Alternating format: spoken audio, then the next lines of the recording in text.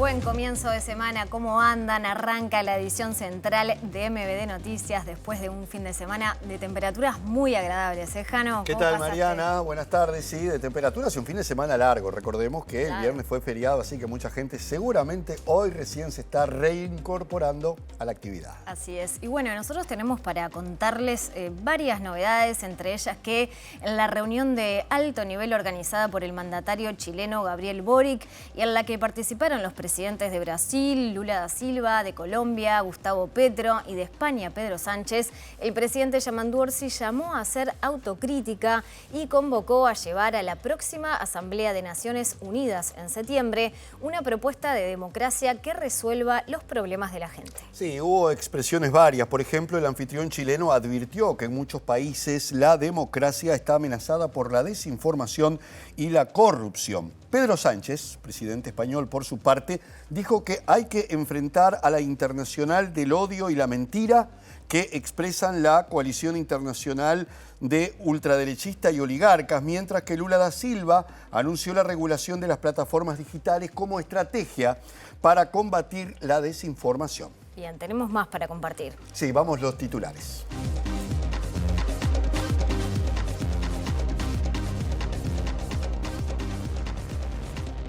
En el primer semestre del 2025 bajaron casi todos los delitos respecto al 2024, según el Ministerio del Interior. Los homicidios disminuyeron 1,6%, las rapiñas 15% y los hurtos 8,5%, mientras que el abigeato creció un 8,7% y las estafas tuvieron un aumento exponencial.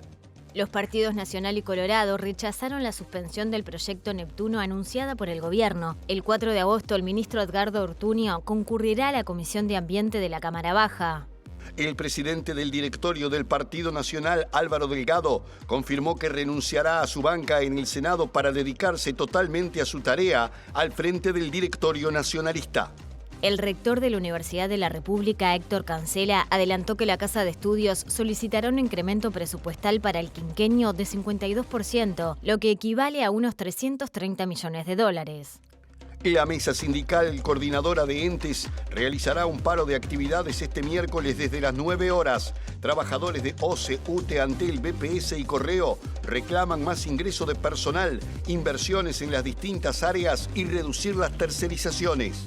25 países, entre ellos Reino Unido, España, Italia, Portugal, Canadá y Francia, pidieron poner fin al conflicto en la Franja de Gaza en una declaración conjunta publicada este lunes. El presidente de Estados Unidos, Donald Trump, presentó una demanda por $10.000 millones contra el Wall Street Journal, al que denuncia por calumnia y difamación. Bien, y como es habitual, además de la señal de aire 6.1, nos pueden seguir a través de tvciudad.ui, a través de YouTube y en el 107.7 FM Uniradio, la radio de la Universidad de la República. Ahora nos vamos a ver qué está pasando en exteriores, Mariana. Sí, salimos del estudio para saludar en primer término a Martín Duarte, que se encuentra en la Intendencia de Montevideo, porque allí hay anuncios sobre limpieza. Te escuchamos, Martín. Así es, Mariana, en minutos se va a estar presentando el punto cero, desde donde partirá la nueva administración, a propósito de uno de los temas principales a la hora de su gestión, que tiene que ver con la limpieza. Leonardo Erui estará encabezando una conferencia donde se estarán planteando 4 puntos para estar comenzando, entre ellos fijar un día, justamente establecer un día fijo para la recolección de volumen importante de los basura grande de electrodomésticos, y por otra parte también acciones focalizadas en determinados puntos de la ciudad. Así que en algunos minutos los convocamos para el desarrollo de la conferencia. Gracias, Martín. Ahora saludamos a Diego Martini, que adelanta tema de salud. ¿Cómo te va, Diego?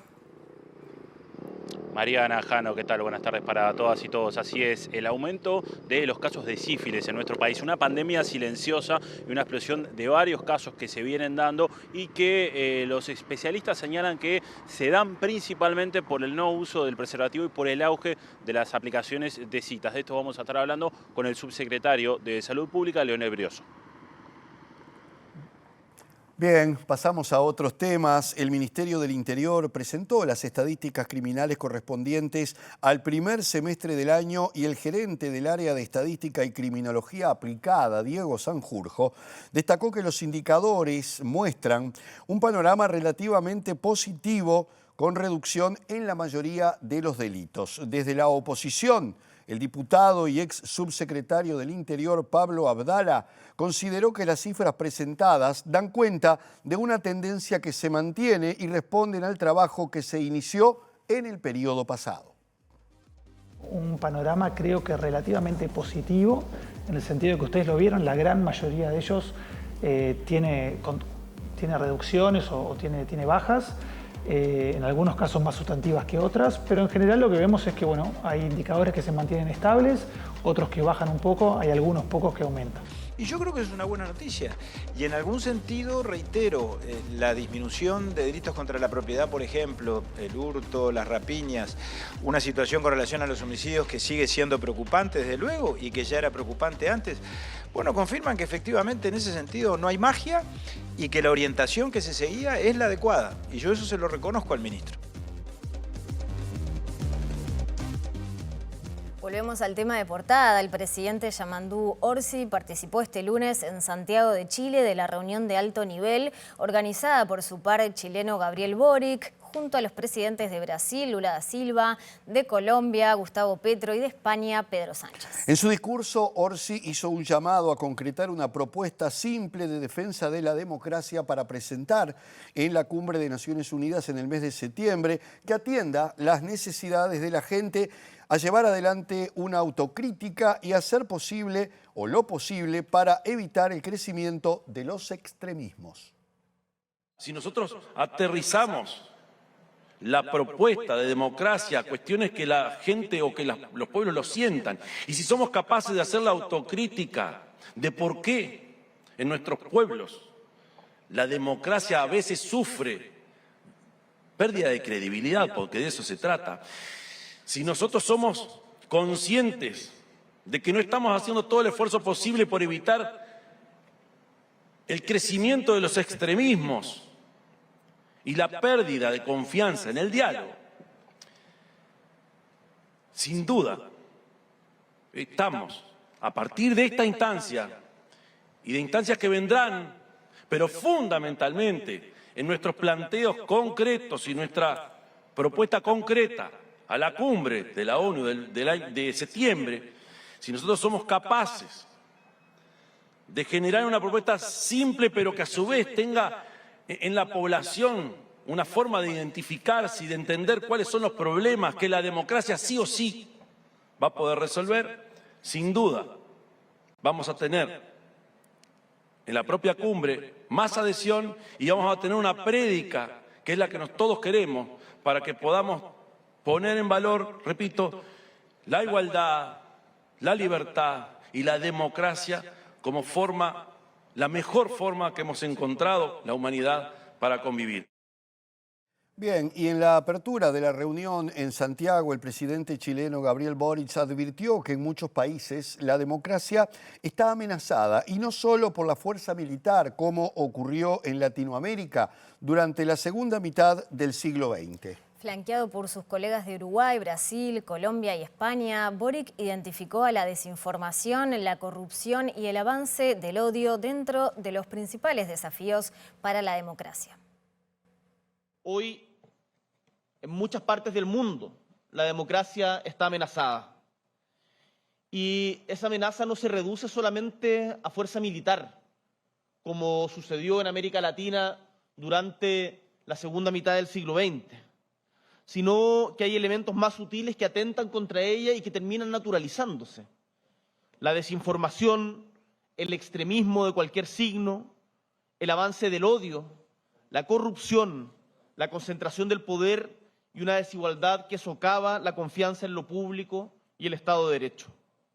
A ello se suma, y es importante y será parte de nuestro debate, la expansión del crimen organizado, donde el Estado es débil, que captura territorios, que corroe legitimidad de las instituciones y pone en jaque la capacidad del Estado para garantizar seguridad con derechos, al crimen organizado no le tenemos que dar ningún espacio. Hoy presentaremos propuestas en 3 ejes: cómo fortalecer nuestras democracias y el multilateralismo; segundo, cómo enfrentar de manera decidida la desinformación y el uso malicioso de las tecnologías sin caer, por cierto, en la censura; y tercero, cómo combatir la desigualdad y los extremismos que tantas veces se alimentan mutuamente.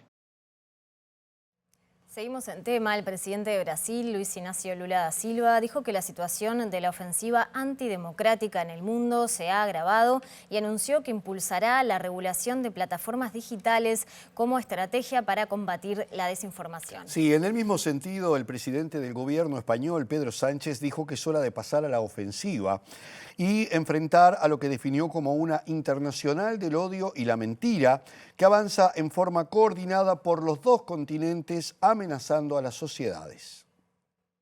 Nuestras sociedades se enfrentan a una amenaza real, liderada por una coalición de intereses entre oligarcas y ultraderecha, una, llamémoslo así, internacional del odio y de la mentira que avanza peligrosamente, por desgracia, en ambos continentes y, por tanto, también en el mundo, poniendo en riesgo derechos, libertades por los que muchas generaciones que nos precedieron lucharon tanto y a veces llegaron a sacrificar su vida. Por eso, preservar y mejorar la democracia no es solo una cuestión institucional o jurídica, es una cuestión política, es un deber moral, es una responsabilidad que le debemos a las generaciones pasadas, pero también a las generaciones futuras. La democracia liberal no ha sido capaz de responder a los anhelos y necesidades contemporáneas.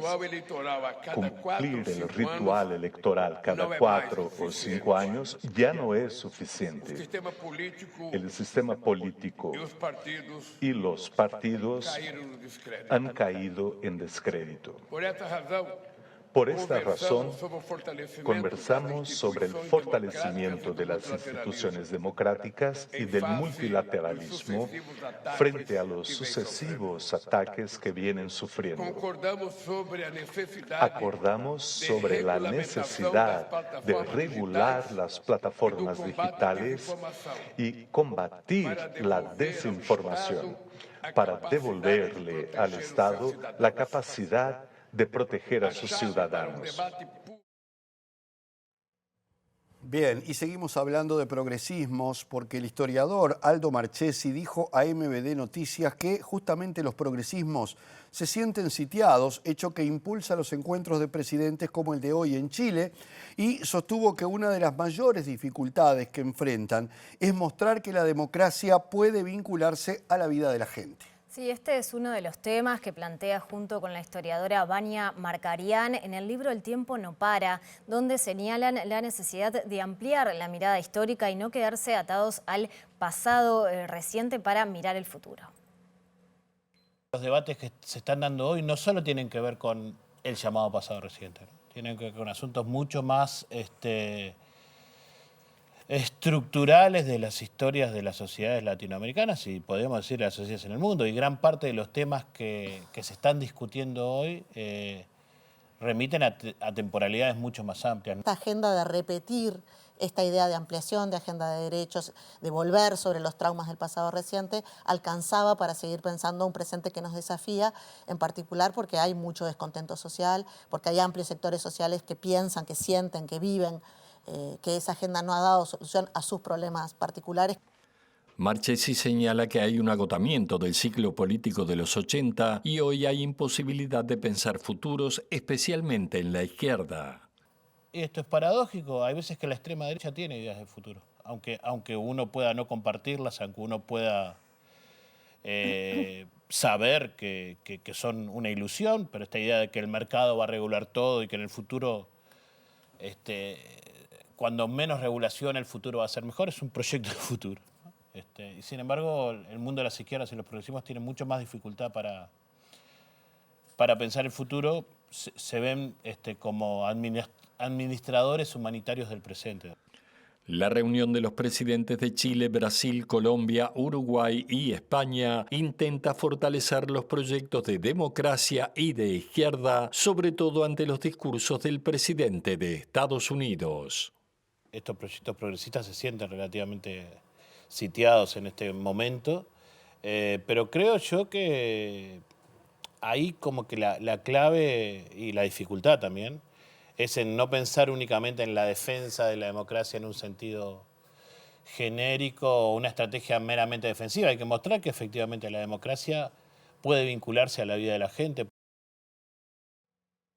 Y ahora hablamos de seguridad pública porque el área de estadística y criminología aplicada del Ministerio del Interior presentó su primer boletín semestral de estadísticas criminales con los datos correspondientes al periodo enero-junio de este año. La nueva división creada en el año 2025 y que está a cargo de Diego Sanjurjo incorpora la medición de nuevos delitos como la estafa, que muestra un crecimiento sostenido y acelerado en la última década.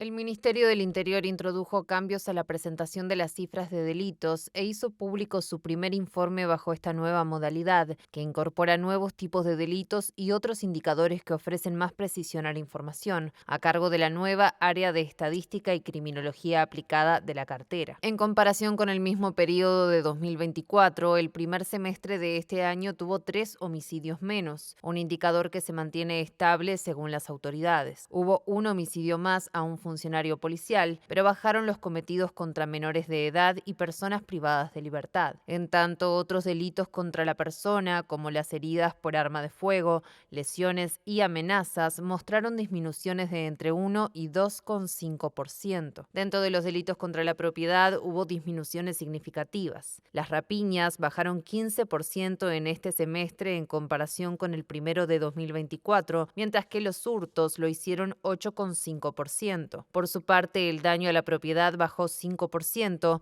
pero el abigeato aumentó 8,7%. En simultáneo con este informe, fue presentado un informe temático sobre el delito de estafas. Si bien este delito mostró un descenso de 26%, las autoridades señalan que esto se debe a que las denuncias de este tipo suelen darse después, lo que podría explicar un subregistro. De acuerdo con ese trabajo, entre 2013 y 2024, las denuncias por estafa registradas en Uruguay crecieron de forma sostenida y acelerada, algo que se intensificó notoriamente a partir de 2016. Bien, y el gerente del área de estadística y criminología aplicada del Ministerio del Interior, Diego Sanjurjo, destacó que en la elaboración de las cifras delictivas del primer semestre se mantuvo la metodología que se utilizaba antes, pero se agregaron nuevos indicadores como los relativos a amenaza, extorsión y, como veíamos, estafa. Sí, Sanjurjo señaló que los indicadores en general muestran un panorama relativamente positivo que señala que la gran mayoría de los delitos tiene reducciones. Hoy presentamos 15 indicadores que dan en general un panorama, creo que relativamente positivo, en el sentido de que ustedes lo vieron, la gran mayoría de ellos tiene reducciones o tiene bajas. En algunos casos más sustantivas que otras, pero en general lo que vemos es que bueno, hay indicadores que se mantienen estables, otros que bajan un poco, hay algunos pocos que aumentan, ¿no? Lo que nos tiene que dar esto es un panorama quizá más profundo, más heterogéneo, más complejo de la delincuencia, porque realmente es mucho más complejo que simplemente hablar de hurtos, rapiñas y homicidios, ¿no? Hay mucho más que está sucediendo en el país y tenemos que empezar a mostrarlo desde el Ministerio del Interior. En lo que tiene que ver con homicidios, ¿cuál es el análisis que se hace? Lo que vemos es una cierta estabilidad, ¿no? Es decir, había una estabilidad casi diría histórica desde que hay registros hasta más o menos el 2017, que aumenta drásticamente, y luego a partir de 2019 en adelante tenemos primero la pandemia, pero luego tenemos una estabilización, ¿no? Y es lo que estamos viendo. Es decir, ha bajado en este último semestre levemente, pero es fruto de una tendencia que se mantiene estable. Este es el primer informe que se presenta con un cambio de metodología respecto de lo que hacía antes el Observatorio de Violencia y Criminalidad. ¿Qué importancia tienen estos cambios? Sí, a ver, resaltar de vuelta que no es un cambio metodológico en la manera en que se cuentan por ejemplo, los homicidios, ¿no? Es decir, los indicadores que se difundían antes se difunden de la misma manera, con la misma metodología. Lo que ha cambiado es el número de indicadores. Es decir, hoy, como ustedes vieron, presentamos 15 indicadores, queremos presentar más hasta fin de año, pero eso es lo que ha cambiado, es el número de tipos delictivos de los que estamos hablando. Desde la oposición consideran que las cifras presentadas por el Ministerio del Interior dan cuenta de una tendencia que se mantiene y también responden a un trabajo que se inició, según dicen, en el periodo pasado. Pablo Abdala, actual diputado y ex subsecretario del Interior, aseguró que la actual administración confirmó una línea de actuación manteniendo a varios jerarcas, aunque tiene diferencias con algunos planteamientos del ministro Carlos Negro. Es notorio que ha habido una continuidad que se manifiesta incluso en la confirmación del mando policial, porque el director de la Policía Nacional es el mismo que estaba antes. En las jerarquías policiales, de los 19 jefes de policía, hay 10 que en el periodo pasado actuaron o como jefes o como subjefes o como directores de unidades especializadas, y yo creo que eso es una buena noticia. Y en algún sentido, reitero, la disminución de delitos contra la propiedad, por ejemplo, el hurto, las rapiñas, una situación con relación a los homicidios que sigue siendo preocupante desde luego y que ya era preocupante antes, bueno, confirman que efectivamente en ese sentido no hay magia y que la orientación que se seguía es la adecuada. Y yo eso se lo reconozco al ministro. ¿En qué medida podemos esto mejorarlo y por lo tanto superar cada vez más que ese es el desafío de la respuesta policial? Bueno, por supuesto que ahí la mayor responsabilidad es del actual gobierno. Se ha anunciado la alternativa de generar o eventualmente la posibilidad de que nos sentemos a conversar y que conformemos acuerdos o consensos en el marco de un diálogo sobre seguridad. Fue la noticia del viernes pasado cuando el presidente de la República convocó a los partidos. Nosotros estamos dispuestos a ir a esa instancia, creo que es necesaria, sobre todo con relación al sistema penitenciario. Me parece allí todavía mucho más nítido y mucho más evidente que tenemos que procurar caminos de entendimiento y estamos ya haciendo interpretaciones bastante comunes entre los distintos partidos. Esto yo ya lo advertía en el periodo pasado. Y hablando de delitos nuevos, la Asociación de Porteros de Casas de Apartamento manifestó su preocupación por el crecimiento de modalidades delictivas que afectan directamente a quienes trabajan en edificios. Sí, señalan que la normativa municipal que establece que los residuos sean depositados entre las 19 y las 21 horas ha provocado el crecimiento de rapiñas, por lo que van a solicitar una reunión a la División de Limpieza de la Intendencia. Estamos teniendo mucha rapiña, ¿no? A los compañeros que salen con los carritos entre las 19 y las 21, mayormente en la noche, se lo están atracando a punta revólver y se meten para dentro de los edificios y a veces hasta lesionados subieron como en la calle Luis Alberto Herrera. Y la nueva modalidad es que cortan la fibra óptica, mayormente de Avenida Italia al sur, que los cables de Antel están bajo tierra, en las esquinas tenemos las tapas de metal, se levantan y cortan la fibra óptica y se queda anulado todo el sistema de la cuadra o de la manzana, ¿no, verdad? Y se anula todo el sistema electrónico, los totes, el internet, los teléfonos, y ahí es cuando ingresan, ¿no, verdad? ¿Se ha notado que se ha incrementado ese tipo de sistema para robos? Sí, incrementó un 50% o más todavía en 2 meses. Desde la Asociación de Porteros se refirieron a la pérdida de fuentes laborales con el crecimiento de la disposición de tótem en los edificios y sobre la caricatura de la profesión realizada por la serie protagonizada por Guillermo Francella, El Encargado. Desde el 2018 o 2017 que empezó este nuevo sistema, hemos perdido más de 1.500 puestos de trabajo y cada vez se va incrementando más, pero ahora empezó a haber algo creciente con el personal físico, mayormente en el turno nocturno de 22 a 6, debido a los robos que están ocurriendo, ¿no? Con el sistema de la fibra óptica. El tótem no capta el escape de gas o si alguna persona se queda encerrada en el ascensor, ¿no, verdad? Entonces a veces recurren de vuelta al sistema físico. ¿Qué sintieron también los porteros? Me imagino que es algo que lo han conversado cuando ven El Encargado de Francella. Y la primera serie, por más que es toda una ficción, es casi un 80% sucede todo, ¿no? En algún edificio o en otro. A nivel nacional sucede, ¿no? No en uno solo, sino en varios, ¿no? ¿Vos cuántos años tenés como portero? ¿Te sentiste identificado en alguna escena? 29 años tengo y sí, en alguna escena sí, ¿no? No en todas, pero en algunas sí. Presenta Asociación de Funcionarios Portuarios. Hacete socio y accederás a beneficios exclusivos como colonia de vacaciones, préstamos, servicios de la salud, tienda online con precios exclusivos y mucho más. Bien, y hablando de residuos, Martín Duarte nos estaba por informar sobre el fortalecimiento de programas y servicios de limpieza de la Intendencia de Montevideo. Martín, te escuchamos y te vemos. Con un mayor nivel de detalle Así es, Jano, se está llevando a cabo la presentación de las primeras acciones que va a llevar a cabo la División Limpieza y Gestión de Residuos. En conferencia de prensa vemos y escuchamos a Leonardo Herú, que va a estar presentando 4 líneas de trabajo. Es el director de Desarrollo Ambiental, acompañado por la directora de División Limpieza y Gestión de Residuos, Chiara Fioretto. Si les parece, escuchamos cuáles son estas 4 líneas de acción. De nuestro departamento. Entonces, la reorganización y el fortalecimiento de programas y servicios de limpieza las vamos a desarrollar a través de, en esta etapa, en este punto cero, como me decía alguien recién, a través de 4 acciones inmediatas. Insisto, el 4 de agosto presentaremos ya la batería de acciones y el plan. En esta etapa, estas 4 acciones están vinculadas a una optimización y fortalecimiento de las tareas de limpieza y de respuesta rápida en cada barrio. Segundo, una reestructura y fortalecimiento de la recolección de residuos voluminosos, residuos especiales. Tercero, un rediseño de la recolección de material reciclable, de aquellos que se clasifican en origen, sobre todo a nivel domiciliario, con el objetivo de ya ir generando las condiciones para que esto se amplíe al resto del departamento. Por lo tanto, estamos rediseñando también la recolección de los materiales reciclables clasificados en origen. Y cuarto, el inicio, el punto cero de un programa que entendemos que es fundamental, que da continuidad a otros programas que ya venía realizando la Intendencia en periodos anteriores, como el de áreas liberadas.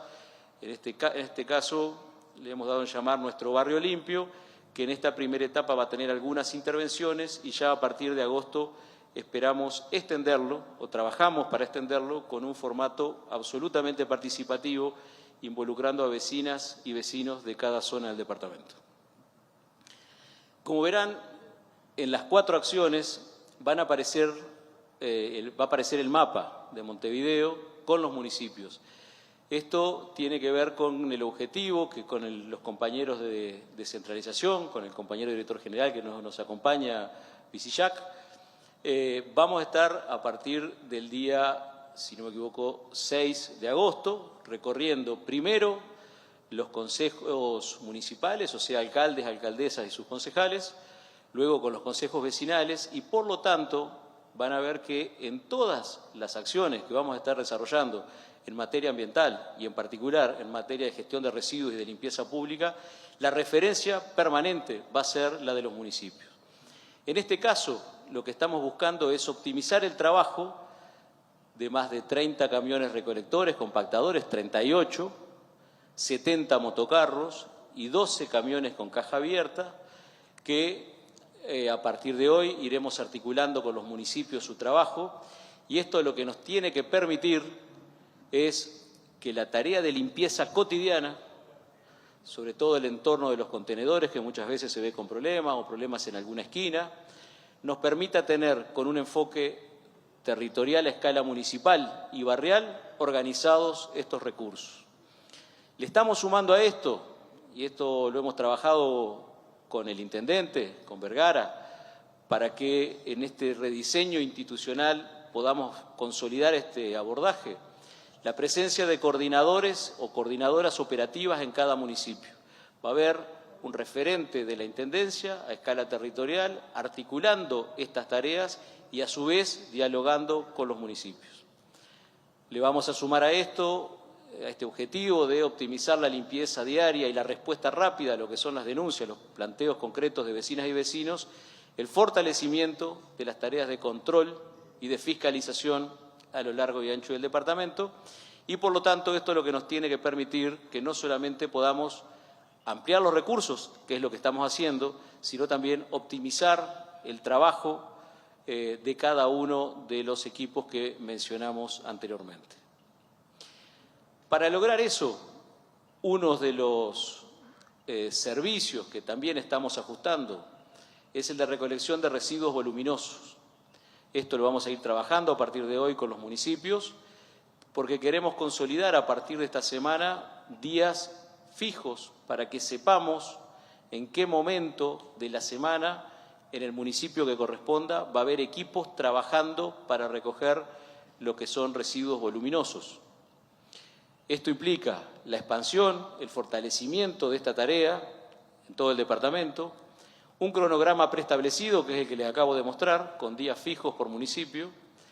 De todas formas, quien solicite el servicio va a tener que solicitarlo como hasta ahora, por WhatsApp, al número que allí aparece, 092-250-260, y esto lo vamos a trabajar y mucho desde la comunicación y la educación ambiental. Acá estuvimos trabajando con Kiara, la preparación y con el equipo de comunicación, recordar, y esto lo vemos a diario en la ciudad, a lo largo y ancho del territorio departamental, que aparece alguna bolsa, algún residuo voluminoso, como ese sillón que aparece ahí en la foto, que, bueno, hay un servicio especial, gratuito, que se solicita, que hemos hecho el esfuerzo tensando los recursos, pero para atenderlo correctamente una vez por semana en cada municipio, pero que no debe quedar al costado del contenedor, por aquello de que la ciudad limpia la vamos a lograr juntos, mejorando los servicios, ampliando los recursos, pero también no dejando cosas que no van en cualquier punto, ni al costado del contenedor ni en la esquina. Así que los residuos voluminosos son aquellos que, por sus características, deben ser gestionados, ya no con el camión recolector que todos conocemos, no pueden ser depositados junto a los contenedores, por lo tanto, electrodomésticos, muebles, podas, etcétera, debe ser solicitado su recolección a través del número que les mencionábamos. Entramos al panorama político partidario, porque el presidente del directorio del Partido Nacional, Álvaro Delgado, confirmó que va a renunciar a su banca en el Senado para dedicarse totalmente a su tarea al frente del directorio nacionalista. Sí, el ex candidato presidencial dijo que tomó la decisión luego de reflexionarlo con su familia y sus compañeros y destacó que su partido necesita modernizarse. Durante todos estos días he reflexionado mucho con amigos y con la familia que siempre apoya la decisión de no solo dedicarme 100% al Partido Nacional, dedicarme 150% al Partido Nacional. Partido Nacional que necesita modernizarse, hacerse más vigoroso, tener una actividad en todo el país, encarar vínculos con las demás colectividades, está el tema incluso de la coordinación con los partidos de la coalición, pero además con una actividad interna con la creación departamental nacionalista, con la conducción estratégica del partido, que es colectiva, pero que el presidente, o en este caso quien habla, tiene un compromiso de 150% con la gestión del nuevo Partido Nacional. Y en ese sentido, después de hablar con compañeros y con la familia, tomé la decisión de dejar la banca por la cual me eligió la gente en manos de alguien que de mucho prestigio, además un amigo personal como José Luis Falero, que va a estar ocupando la banca en el Senado de la República, y nosotros desde acá, con los compañeros del partido, poniendo prueba a la gestión, al profesionalismo y a la actividad partidaria, que lo entendemos fundamental para los tiempos que se vienen.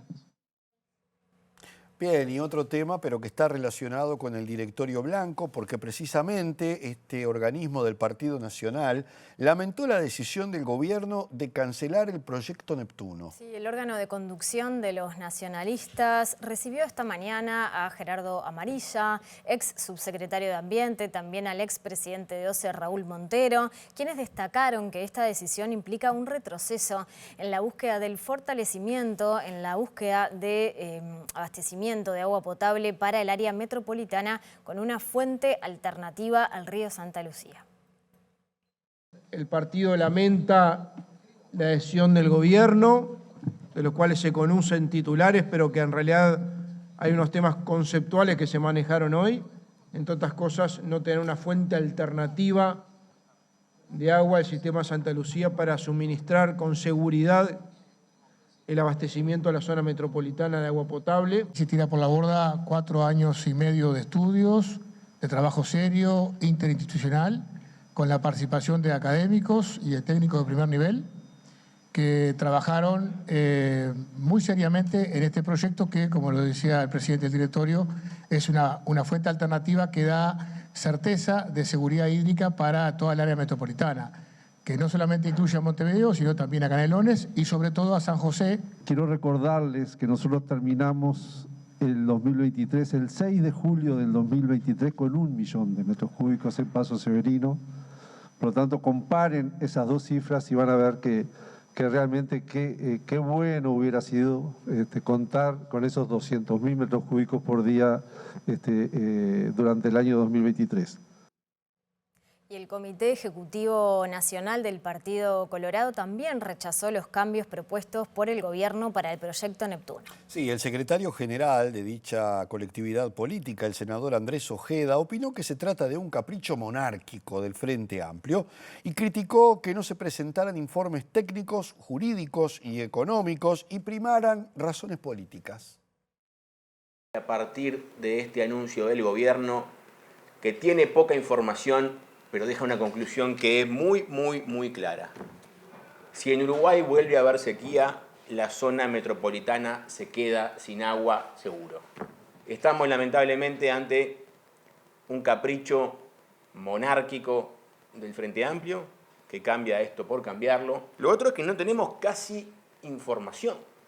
Fíjense la irresponsabilidad del gobierno que anuncia semejante cambio sin mostrar un informe técnico, un informe jurídico, un informe económico y lo tapa de razones políticas.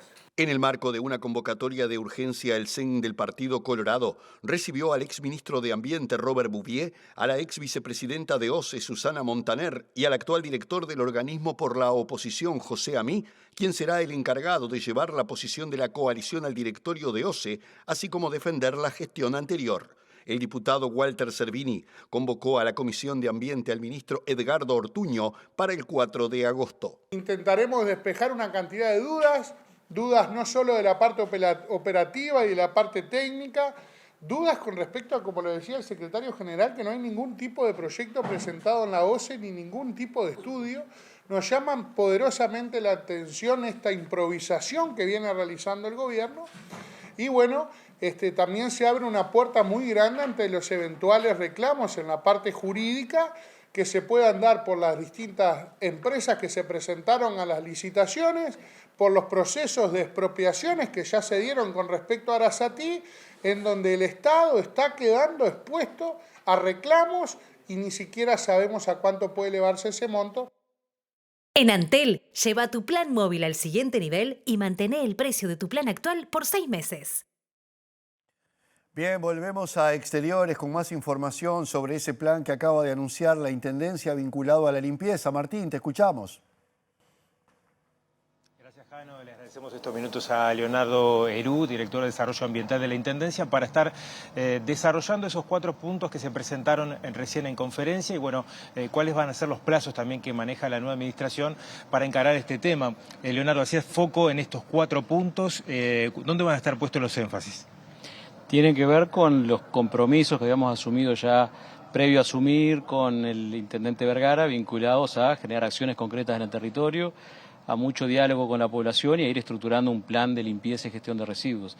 En ese sentido, en esta primera etapa, estamos presentando 4 líneas de trabajo que lo que buscan es reforzar la presencia en el territorio para ir mejorando paulatinamente los niveles de limpieza pública, mejorar también ese objetivo de recuperar materiales para valorizarlo a través de experiencias de reciclaje o de compostaje.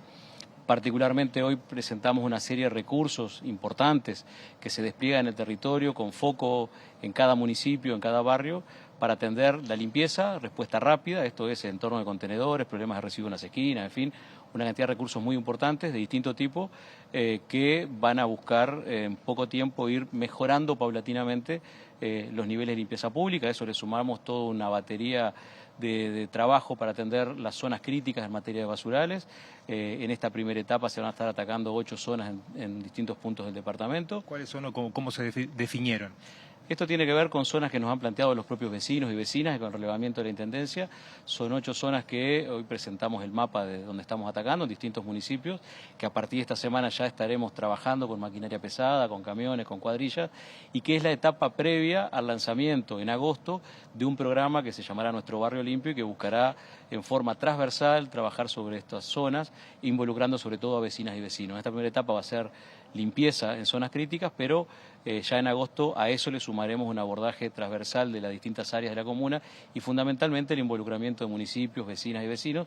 Y lo otro que presentamos hoy es un nuevo diseño del servicio de recolección de residuos voluminosos, buscando que la población tenga certezas de que el sillón ya no va más al costado del contenedor, no va más en la esquina, que hay un servicio gratuito que se brinda, como ya hace tiempo, pero que se va a dar no solamente en forma gratuita, sino semanal en cada municipio. Ahí están las fechas y los días para cada municipio, y que la población tendrá que solicitarlo. Si tengo residuo voluminoso, solicito el servicio, sé que en mi territorio van a estar pasando a determinado lugar y a todos aquellos que se anotaron se lo vamos a pasar a buscar. Hay un estímulo también a las cooperativas, a propósito de uno de los puntos también donde se quiere hacer énfasis, que es con el tema de reciclaje, cómo se va a favorecer o de alguna forma estimular también esas acciones.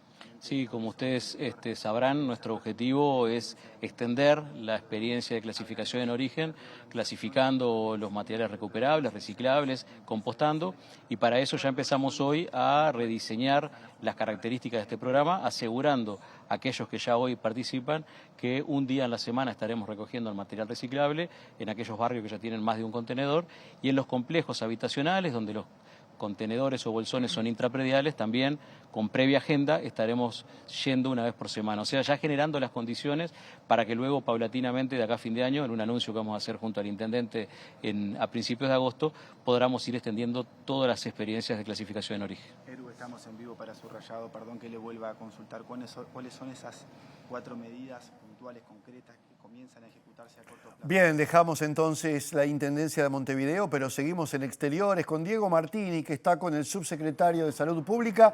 Diego, a propósito de un tema que planteaste al comienzo y que preocupa. Sí, así es, compañeros. Como informamos, hay una pandemia silenciosa en nuestro país, que son los casos de sífilis, y para graficarlos, de 3.000 casos aproximadamente que había en el año 2020, se cerró el año 2024 con más de 6.000 casos. Cifras muy preocupantes que tienen al Ministerio de Salud Pública enfocados en esta situación, y para hablar de esto estamos con el subsecretario de Salud Pública, Leonel Brioso, a quien le agradecemos por estos minutos. Bueno, ¿qué datos dan estas cifras y cuáles son las formas de revertir esto? Bueno, como decías, es una situación preocupante. No es una situación exclusiva de Uruguay. Hay una reemergencia de la sífilis a nivel global, sobre todo en los países con mayor problemas. En América Latina y el Caribe esto es bastante acuciante. Y lo que también nos preocupa es una diferencia muy grande que hay entre los casos que se dan en el subsector público, donde se atienden las personas con mayores dificultades económicas y sociales, que en el subsector privado. En particular estamos también extremadamente preocupados con una particular población, que es la población de las mujeres embarazadas, que se contagian con esta enfermedad, que se pueden diagnosticar y lo hacen en el control del embarazo, porque el control del embarazo en el Uruguay, las mujeres son muy responsables, se controlan, se tratan, pero vuelven a ser infectadas por sus parejas que no se tratan. Y eso lo hemos visto en un porcentaje muy elevado, y además con una gran discordancia entre lo que ocurre en las mujeres con mayores niveles de vulneración de derechos y las que están en una situación más acomodada de alguna manera. Para que se hagan una idea los televidentes, Uruguay tiene como 2 países adentro en sífilis congénita, que es esto. Uno que se comporta como Canadá, que es el subsector privado, y otro que se comporta como Namibia, que es un país donde hay una epidemia muy importante, que es el subsector público. Se ha perdido un poco esa conciencia y esa, digamos, culturización que hubo, por lo menos en los gobiernos del Frente Amplio, con aquellas campañas de prevención de la utilización del preservativo. ¿Se ha perdido eso? ¿Se ha perdido también la entrega gratuita de preservativos? Bueno, yo lo primero que quiero ser muy claro es que acá no estamos planteando una responsabilidad política del gobierno de la coalición anterior a nuestra gestión, pero sí es cierto que ha aumentado muchísimo y creemos que es un problema de todo el país, porque creemos que nadie en su sano juicio podría hacer algo para no prevenir esto, y por lo tanto creemos que todo el país tenemos que dar una respuesta a esta situación. Y entendemos que en particular hay algunos elementos que son claves. La educación es fundamental, la educación integral en sexualidad, la educación que tiene su base en los derechos sexuales y reproductivos, en el empoderamiento de la mujer, en la prevención de la violencia basada en género, porque es violencia que una mujer se recontagie una vez que se trató, porque no puede negociar el uso del preservativo, por ejemplo, con su pareja, o es violencia que la pareja no se trate y vuelva a tener relaciones y se vuelva a contagiar. Y es una violencia que no es solamente contra la mujer, sino en el caso de la sífilis congénita, contra su bebé que está creciendo. Algo que se puede es hereditario. Se transmite a través de la placenta, el treponema, que es el germen que lo provoca, pasa, la placenta infecta al bebé, lo puede matar dentro del útero o nacer con graves problemas. O sea que estamos hablando de un problema realmente muy grave, en el cual, como te decía, la educación es clave, la educación en el uso, por ejemplo, de los métodos de barrera es esencial, y en ese sentido estamos trabajando en coordinación con la ANEP, ya que hemos visto que hay algunos aspectos de la educación sexual integral que no se han profundizado como se debería en esta situación, y estamos trabajando no solamente en el marco curricular, sino también proyectando la formación docente y mejorando la calidad y los contenidos de la educación sexual integral, y también hablando de este tema, ¿verdad? Porque si hay un elemento que es clave es que el gobierno tiene que hacerse cargo de los problemas que hay, y este es uno de ellos, y tenemos que hablar para que la opinión pública lo sepa y que estemos todos alerta. También hay problemas en los profesionales de la salud, que hemos subestimado este tema y por lo tanto quizás no estamos tan alertas como antes para detectarlo. Hay también cambios culturales en el tema de las relaciones sexuales, en el uso de las apps, por ejemplo, para las citas, en fin. Es un problema global y complejo. Y el Ministerio está trabajando, de hecho hoy comenzamos una consultoría con la Organización Panamericana de la Salud sobre el contexto de muchas afecciones, enfermedades de transmisión sexual, una de ellas es la sífilis. Muy curioso, subsecretario de Salud, muchas gracias. Encantado. Volvemos a estudios, compañeros, entonces con esta información recordamos esas cifras que de 3.000 casos confirmados en el año 2020 se pasó a 6.000 en el año 2024 de sífilis. Y vamos con otros temas. El Ministerio de Desarrollo Social firmó un convenio con el Tribunal de lo Contencioso Administrativo que permitirá el acceso a la justicia de las personas con discapacidad. Sí, la Dirección Nacional de Discapacidad va a asesorar y brindará las herramientas necesarias para que el tribunal incorpore la perspectiva de derechos en la atención a los reclamos judiciales presentados por personas con discapacidad. Que de repente una persona acude al tribunal y es una persona que necesita, por ejemplo, un intérprete de lengua de señas para poder comunicarse. Bueno, eso hoy el tribunal lo resuelve como puede resolverlo, pero necesita institucionalizar un mecanismo para resolver esto, y para eso va a contar también con el apoyo del Ministerio de Desarrollo Social. Nosotros tenemos una larga experiencia de trabajo con personas en situación de discapacidad, conocemos los mecanismos, lo que se necesita, digamos, para de alguna manera ir abordando esas barreras de acceso, y vamos a ir trabajando en convenios complementarios que pasan desde la formación de los funcionarios a las necesidades que existen en cada uno de los ámbitos donde se despliegan estos procedimientos para que las personas puedan acceder. Y lo mismo el tribunal con nosotros, ¿no? Es un convenio recíproco, es un convenio donde también el tribunal se compromete a prestarle al Ministerio de Desarrollo Social colaboración, así que vamos a trabajar en la concreción de este convenio a través de convenios complementarios, analizando cada uno de los aspectos en los que podamos trabajar interinstitucionalmente, que es un desafío siempre importante en el Estado, ¿no? No trabajar cada uno por su lado, sino cuando se trata de temas importantes, poner en el centro a las personas, colaborar, trabajar en conjunto para que las cosas salgan adelante. El rector de la Universidad de la República, Héctor Cancela, adelantó a MBD Noticias que la Casa de Estudios va a solicitar un incremento presupuestal para este quinquenio del 52%, lo que equivale a unos 330 millones de dólares. Sí, Cancela señaló que esta semana se va a reunir con representantes del gobierno y también de la oposición para fundamentar el pedido, y destacó que el articulado del presupuesto que elaboró la universidad ya fue entregado al gobierno para su consideración. Es una institución realmente muy importante en el país. A mí me gusta, para dimensionar, decir que de cada 20 uruguayos en este momento, uno o una está estudiando en la universidad. Realmente la universidad tiene un plan concreto para el país, ¿verdad? Queremos ayudar a generalizar la enseñanza superior, queremos generar más conocimiento, estar más vinculados con la sociedad, y para esto el presupuesto es fundamental, ¿verdad? Porque las demandas crecen y el presupuesto está congelado. La universidad está planteando un incremento de un 52% del presupuesto, que realmente es necesario, dado lo que ha sido justamente, ¿no? Como bien comentabas, el incremento de matrícula. Nosotros creemos que, bueno, que Rodrigo Garín, por supuesto, hace que haya un interlocutor que conoce más que bien la universidad por dentro. Son, por supuesto, roles distintos los que les toca ahora. 52%, ¿qué implica el número, Cancela? Bueno, estamos hablando más o menos de unos 14.000 millones de pesos. De nuevo, estas cosas a veces son difíciles de llevar a números claros, ¿no? Unos 330 millones de dólares. La universidad ya fue presentarle al gobierno el articulado. Esta misma semana va a haber nuevas reuniones. Vamos a estar teniendo también reuniones con las bancadas de los distintos partidos políticos. Esta semana también ya tenemos 2 reuniones con bancadas y bueno, también con distintos ministerios la semana que viene. Es decir, va a haber mucho esfuerzo, no sé si es de negociaciones, de explicar el presupuesto, de explicar por qué es importante. Presenta Mercado Agrícola de Montevideo, en el corazón de un barrio donde late la ciudad. Mercado de Historias. Mercado de Historia.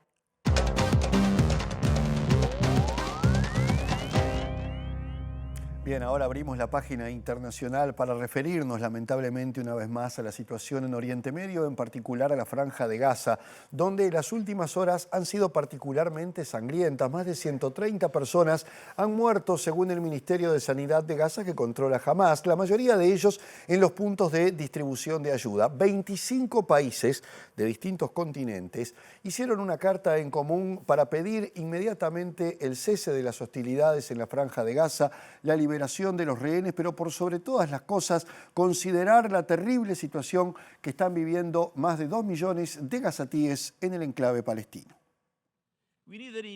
Nos reunimos para enviar un mensaje simple y urgente. La guerra en Gaza debe terminar ya, escribieron los ministros de Relaciones Exteriores de los países firmantes, para quienes el sufrimiento de los civiles en Gaza alcanzó nuevos niveles. Los cerca de 2 millones de palestinos asediados por Israel en Gaza están al borde de la hambruna tras más de 21 meses de conflicto, desencadenado por un ataque sin precedentes del movimiento palestino Hamás en territorio israelí el 7 de octubre del 2023. El modelo de distribución de ayuda establecido por el gobierno israelí es peligroso, alimenta la inestabilidad y priva a los gazatíes de su dignidad humana, continuaron los firmantes en referencia a la Fundación Humanitaria de Gaza, respaldada por Estados Unidos e Israel, y que comenzó sus operaciones a finales de mayo, tras un bloqueo humanitario total de más de 2 meses impuesto por Israel. Condenamos la distribución de ayuda a cuentagotas y el asesinato inhumano de civiles, incluidos niños, que intentan satisfacer sus necesidades más básicas de agua y alimentos. Es horroroso que más de 800 palestinos hayan muerto mientras buscaban ayuda, escribieron también los ministros. Estos gobiernos exigieron la liberación de los rehenes cruelmente detenidos por Hamás y expresaron su firme oposición a cualquier iniciativa destinada a modificar el territorio o la demografía de los territorios palestinos ocupados y pidieron el fin de la colonización. Los países firmantes son Australia, Austria, Bélgica, Canadá, Dinamarca, Eslovenia, España, Estonia, Finlandia, Francia, Islandia, Irlanda, Italia, Japón, Letonia, Lituania, Luxemburgo, Países Bajos, Nueva Zelanda, Noruega, Polonia, Portugal, Suecia, Suiza y el Reino Unido. Y la relación que el presidente de Estados Unidos, Donald Trump, podría haber tenido con Jeffrey Epstein, el empresario y productor que estaba, bueno, obviamente acusado de pedofilia por una cantidad de episodios denunciados en su momento y que terminó suicidándose en prisión, parecen salpicar al presidente de Estados Unidos, que ahora ha anunciado que va a iniciar una demanda contra el Wall Street Journal por calumnias por valor de 10.000 millones de dólares. Pero esto está relacionado con un ida y vuelta de la Fiscalía General. En este caso estamos hablando de la fiscal que está a cargo de este caso, quien dijo en su momento que tenía una lista de todos los que participaban de las actividades festivas con menores por parte de Epstein, donde supuestamente podría estar Trump.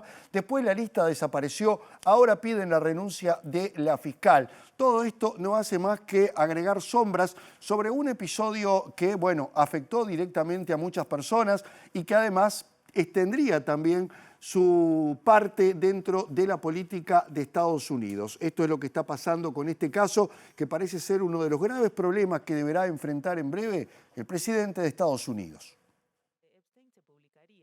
El mandatario estadounidense presentó una demanda exigiendo $10.000 millones a Dow Jones, empresa matriz del diario Wall Street, y a su propietario, el multimillonario Rupert Murdoch, a raíz de una nota que publica un saludo que Donald Trump le habría enviado para el cumpleaños número 50 de Epstein y que, según Trump, es falsa. Esto se produjo después de que el Departamento de Justicia de Estados Unidos solicitara a un juez que revelara material relacionado con Epstein tras las intensas críticas a la gestión del caso por parte de la administración Trump. Según el Wall Street, una carta con el nombre de Trump contenía varias líneas de texto mecanografiado enmarcadas por la silueta de una mujer desnuda que parece dibujada a mano con un rotulador grueso y una nota mecanografiada que simulaba una conversación imaginaria entre Trump y Epstein, escrita en tercera persona, informó el periódico. Acabamos de presentar una demanda contundente contra todos los involucrados en la publicación del artículo de noticias falsas, maliciosas y difamatorias en el inútil periódico The Wall Street Journal, escribió Trump en su red social, molesto por las versiones que lo vinculan a las actividades pedófilas del cuestionado productor que se suicidó durante el juicio en su contra. Los acontecimientos se produjeron en medio de una semana turbulenta para el presidente Trump,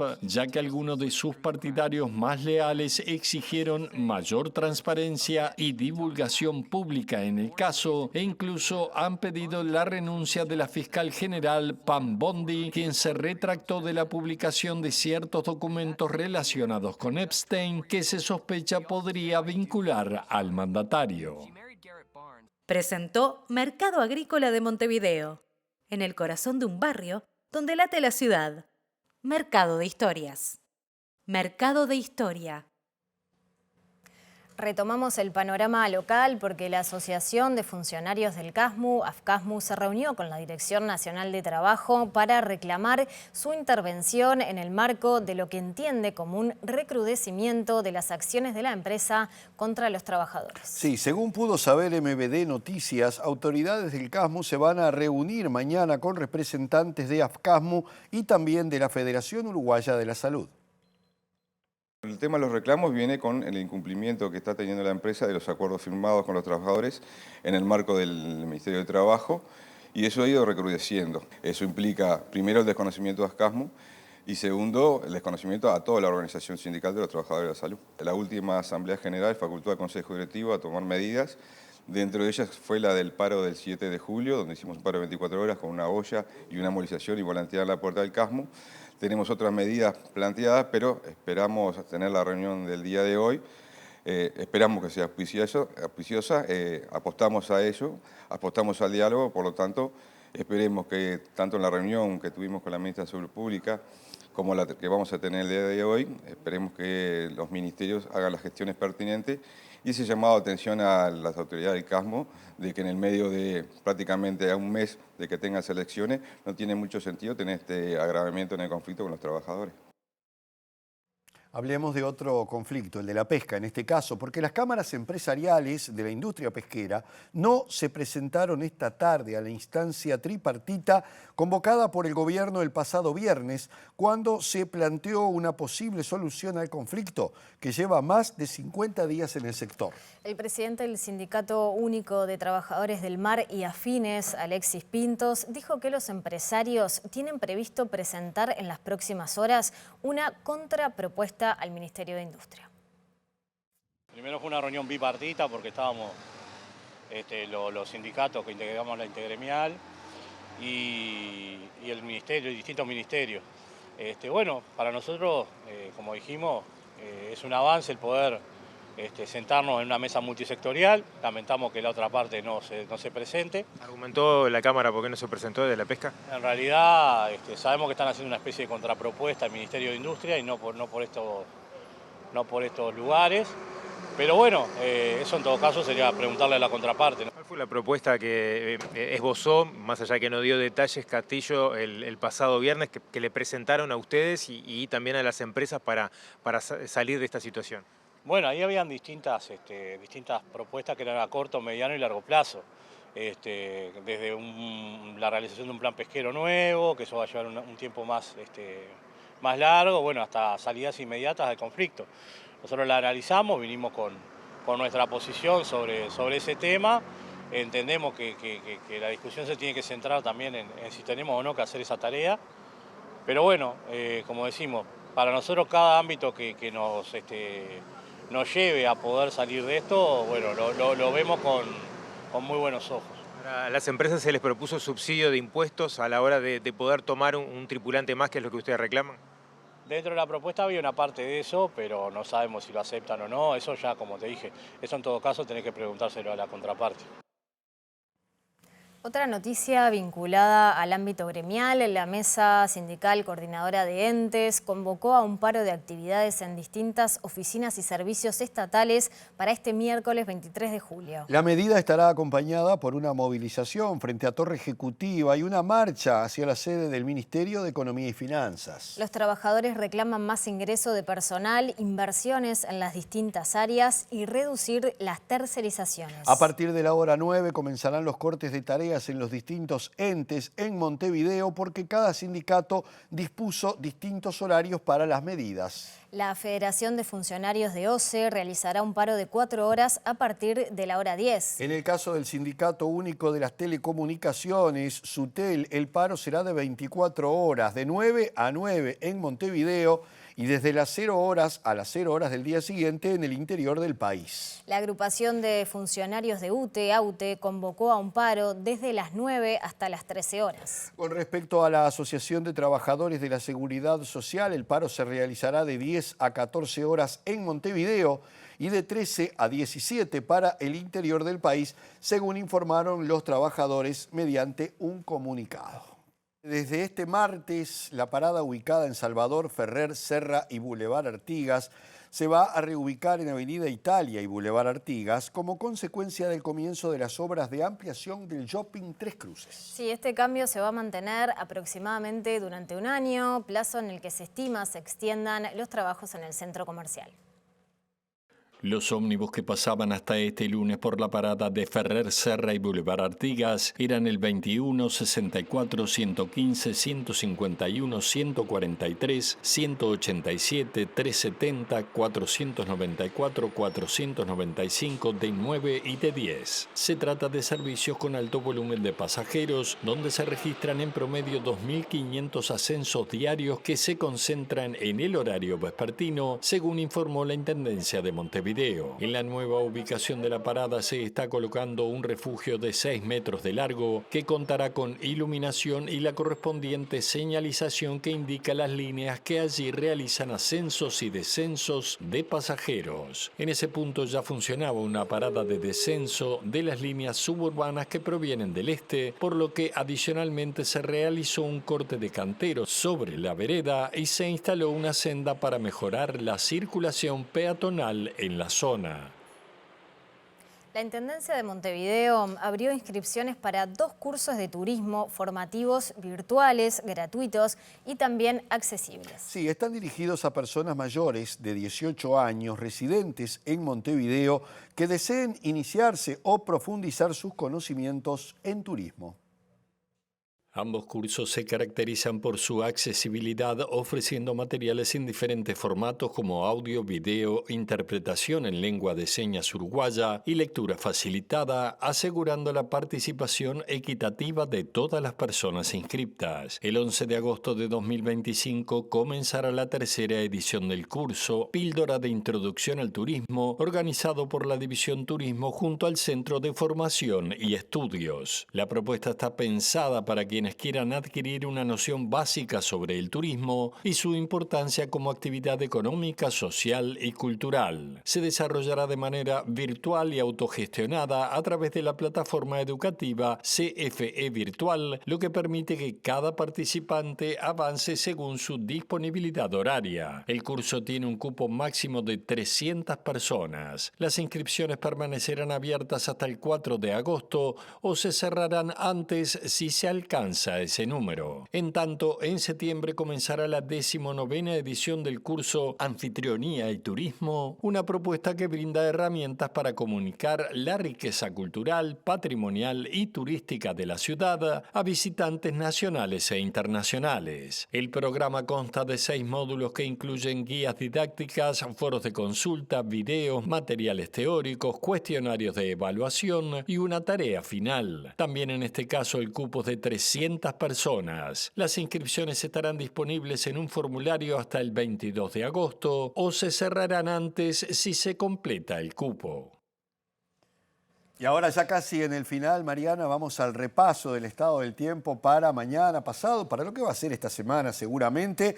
Por lo pronto para mañana se pronostica nuboso con periodos de cubierto, neblinas y bancos de niebla durante la mañana, algo que se va a mantener durante las horas de la tarde con una temperatura máxima de 14 grados y la mínima para la próxima madrugada va a ser de 6 grados. Sí, bajan un poquito las temperaturas, es el caso también del miércoles 23 de julio.